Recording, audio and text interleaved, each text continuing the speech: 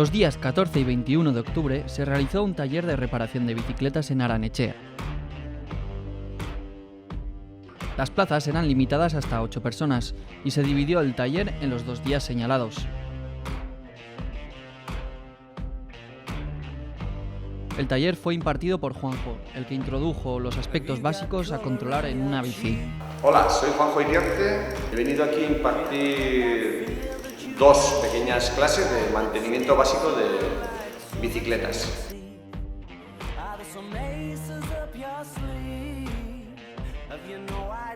Frenos, cambios, cadenas y muchos detalles más fueron analizados para controlar los grandes rasgos a conocer. Los participantes quedaron satisfechos de los consejos del experto y se quedaron con ganas de más.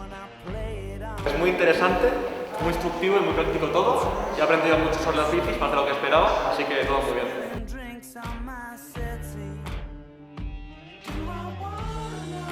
Tenía la bici bastante mal, bastante vieja la bici, y tenía jodidos los frenos, el eje de la rueda y así. Lo he cambiado y he aprendido cómo cambiarlo, y pues muy contento, muy contento.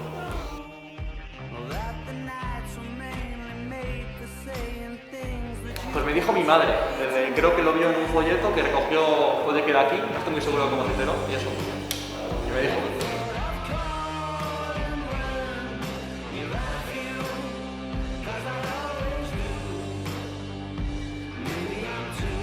No han venido muchos, pero los que han venido eran súper interesados, ¿no? Lo que me gusta a mí, me han cosido a preguntas y yo creo que he intentado resolverlas.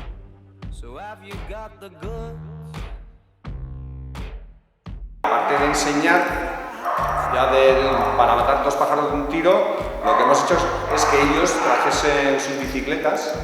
Entonces hemos ido reparando poco a poco las bicicletas de cada uno, en las que podíamos hacer algo o no nos supusiese mucho tiempo para no quedarnos con la clase muy corta. Gaur eta joan den egunean hemen egin ditugu 2 ikastarotxo.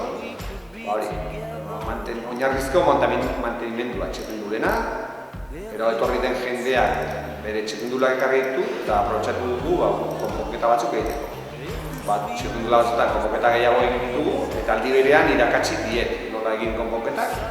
Eta hori da interesgarria, konpondu eta aldi berean ikasi. Para más información de talleres como este, aranetxea.org.